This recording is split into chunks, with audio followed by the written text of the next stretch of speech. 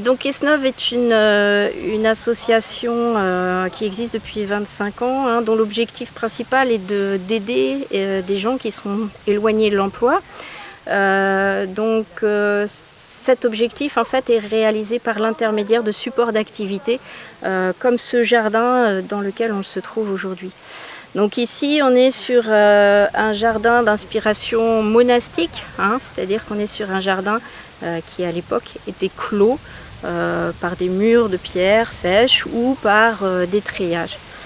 Dans ces jardins, donc ici on a recréé vraiment la structure qu'on avait à l'époque, hein, avec les différentes parties.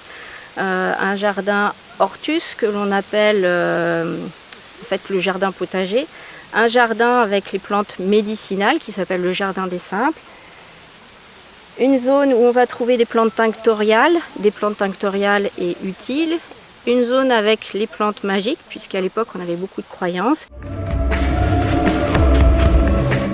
Et enfin, au fond du jardin, on trouve le jardin de Marie, où là on va trouver l'ensemble des fleurs que l'on avait à l'époque. Donc c'est le jardin ornemental et qui servait à fleurir les lieux de culte au Moyen-Âge.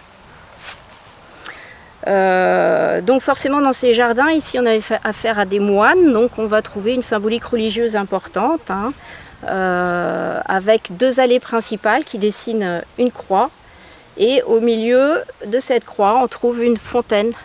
La fontaine bien sûr représente à l'époque la pureté, le baptême, mais aussi la fertilité dans le jardin, puisque sans eau les plantes ne poussent pas forcément.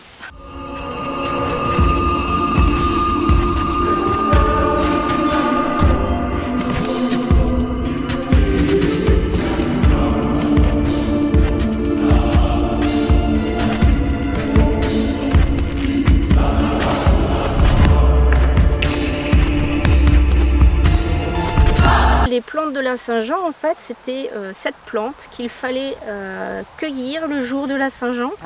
Et il y avait toute une méthodologie, hein. Il fallait les cueillir avant que la rosée ne parte. Hein.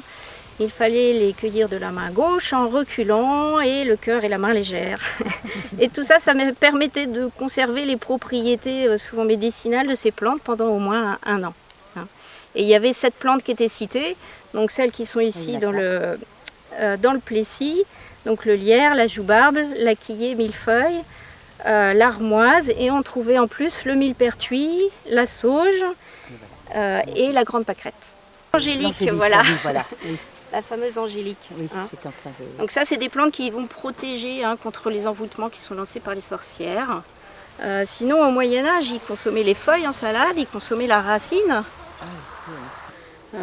Alors celle-ci, à l'époque, on disait qu'elle rendait invisible et immortelle. Ça a l'air intéressant. Et voilà, il faut en avoir dans son jardin. Alors là, on est sur la jusquiame noire. Là, ce qui était surtout utilisé, donc c'était les petites graines. Hein.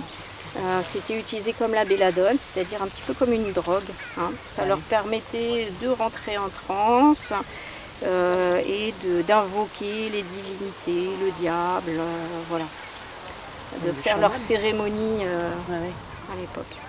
C'était aussi beaucoup utilisé par les sorcières qui mélangeaient ces plantes, ils fabriquaient des ongles et qu'ils s'appliquaient sur le corps. On trouve dans les dunes en Vendée et dont ils utilisaient en fait la floraison. Ils prenaient l'intérieur, les pistils, qu'ils mélangeaient avec du lait. Une fois séché pour faire cailler le lait.